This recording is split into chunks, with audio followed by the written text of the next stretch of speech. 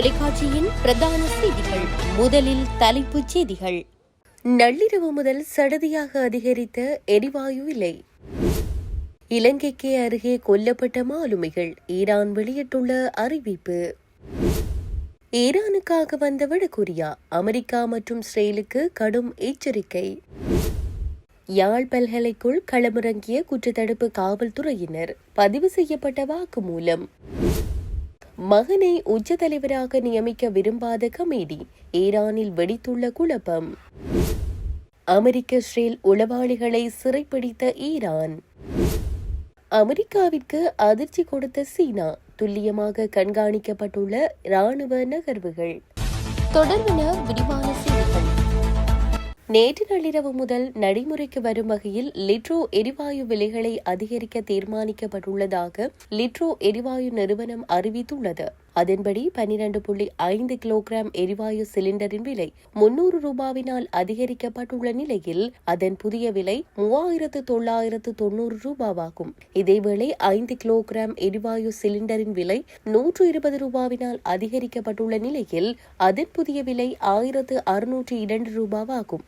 மேலும் 2.5 கிலோகிராம் எரிவாயு சிலிண்டரின் விலை 56 ரூபாவினால் அதிகரிக்கப்பட்டுள்ள நிலையில் அதன் புதிய விலை 750 ரூபாவாகும் என தெரிவிக்கப்பட்டுள்ளது.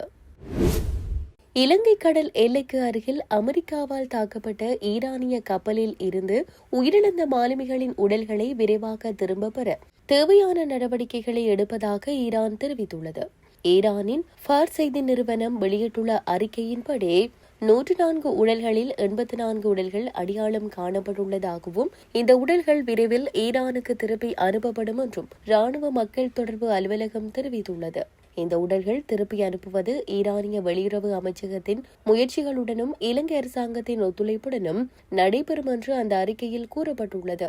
இருப்பினும் உயிரிழந்த இந்த ஈரானிய மாலுமிகளின் உடல்களை திருப்பி அனுப்ப வேண்டாம் என்று அமெரிக்கா இலங்கைக்கு அழுத்தம் கொடுப்பதாக வெளிநாட்டு ஊடகங்கள் அண்மையில் செய்தி வெளியிட்டிருந்தன. எவ்வாறாயினும் குறித்த செய்தியினை இலங்கை அரசாங்கம் நிராகரித்திருந்தமை குறிப்பிடத்தக்கது. ஈரான் மீது அமெரிக்கா மற்றும் இஸ்ரேல் இணைந்து நடத்திய தாக்குதல்களை வடகொரியா கடுமையாக கண்டித்துள்ளது. வடகொரியா வெளியுறவு அமைச்சர் பேச்சாளர் இந்த தாக்குதல்கள் மத்திய கிழக்கில் அமைதியை பாதித்து உலகளவில் பதற்றத்தை அதிகரிக்கும் சட்டவிரோத ராணுவ நடவடிக்கை என விவரித்துள்ளார். இந்த தகவலை வடகொரிய அரசின் செய்தி நிறுவனம் வெளியிட்டுள்ளது. மேலும் ஈரானின் அரசியல் அமைப்பில் வெளிநாட்டு தலையீடு நடைபெறக்கூடாது என்றும் மற்றொரு நாட்டின் அரசை பாதிப்புக்குள்ளாகும் அச்சுறுத்தல்கள் அல்லது ராணுவ நடவடிக்கைகளை ஏற்றுக்கொள்ள முடியாது என்றும் வடகொரியா எச்சரித்துள்ளது. இதேவேளை ஈரானின் நிபுணர்கள் சபை புதிய உச்ச தலைவரை தேர்வு செய்த முடிவை ஈரான் மக்களின் உரிமை மற்றும் தெரிவு என மதிப்பதாகவும் வடகொரியா தெரிவித்துள்ளது. இலங்கையின் சுதந்திர தினமான பிப்ரவரி 4 யாழ் பல்கலைக்கழகத்தில் ஏற்றப்பட்டிருந்த சிங்க கொடியை இறக்கி அதற்கு பதிலாக கருப்பு கொடி ஏற்றப்பட்ட சம்பவம் தொடர்பில் யாழ் பல்கலைக்கழக துணைவேந்தரும் பல்கலைக்கழக பதிவாளரும் குற்றத்தடுப்பு காவல்துறையினரால் விசாரணைக்கு உட்படுத்தப்பட்டுள்ளனர். கொழும்பிலிருந்து வந்த விசேட உத்தரவின் பேரில் யாழ்ப்பாணம் காவல்துறை பிரிவின் குற்றத்தடுப்பு பணியக அதிகாரிகளே நேற்று இந்த விசாரணையை மேற்கொண்டதாக தெரிய வருகிறது.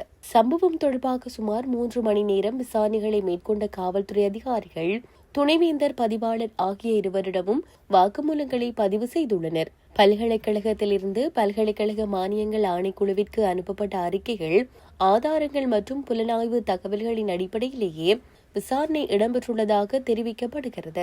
காவல்துறை குற்றத்தடுப்பு பணியக வாகனம் பல்கலைக்கழகத்தின் பிரதான வளாகத்திற்குள் வந்து அதிகாரிகள் பதிவாளர் அலுவலகத்தில் நீண்ட நேரமாக வாக்குமூலம் பதிவு செய்து சென்றுள்ளமை மாணவர்கள் மத்தியில் தேவையற்றதொரு பீதியை ஏற்படுத்தியுள்ளது.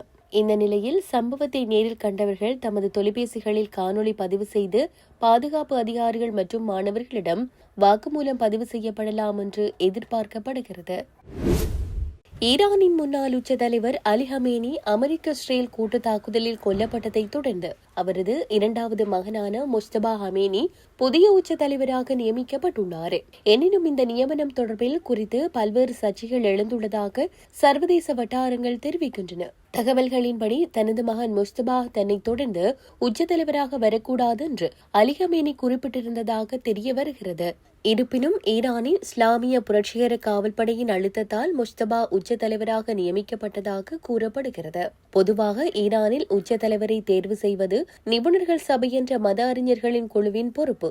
ஆனால் இந்த முறை அந்த நடைமுறை சரியாக பின்பற்றப்படவில்லை என்று தகவல்கள் தெரிவிக்கின்றன. சில ஊடக அறிக்கைகளின்படி புரட்சிகர காவல்படை நிபுணர் சபைக்கு அழுத்தம் கொடுத்து முடிவை மாற்ற செய்ததாகவும் இதனால் சில மத அறிஞர்கள் கூட்டத்தை புறக்கணித்ததாகவும் கூறப்படுகிறது. மேலும் முஸ்தபா ஹமேனி அந்த குழுவில் பெரும்பான்மை வாக்குகளை கூட பெறவில்லை என்ற தகவலும் வெளியாகியுள்ளது. அமெரிக்கா மற்றும் இஸ்ரேல் ஆகிய நாடுகளுக்கு ஆதரவாக உளவு நடவடிக்கைகளில் ஈடுபட்டதாக கூறப்படும் 30 பேரை ஈரான் புலனாய்வு அமைச்சு கைது செய்துள்ளது. கைது செய்யப்பட்டவர்களை உளவாளிகள், செயற்பாட்டு மற்றும் ஊடக கூலிப்படையினர் என ஈரானிய அதிகாரிகள் விவரித்துள்ளனர். இந்த நிலையில் குறித்த சந்தேக நபர்கள் அமெரிக்கா மற்றும் இஸ்ரேல் சார்ந்த எதிரி சக்திகளுடன் தொடர்பு வைத்திருந்ததாக குற்றம் சாட்டப்பட்டுள்ளது. அதிகாரிகள் கூறுகையில் கைது செய்யப்பட்டவர்களில் ஒருவராக ஒரு வெளிநாட்டு குடிமகனும் உள்ளார். அவர் அமெரிக்கா மற்றும் இஸ்ரேலுக்காக 2 வளைகுடா நாடுகளுக்காக உளவு சேகரித்ததாக குற்றம் சாட்டப்பட்டுள்ளது. அந்த நபர் வடகிழக்கு பகுதியில் உள்ள ஹோரிசன் ரசாவி மாகாணத்தில் கைது செய்யப்பட்டதாக தெரிவிக்கப்பட்டுள்ளது.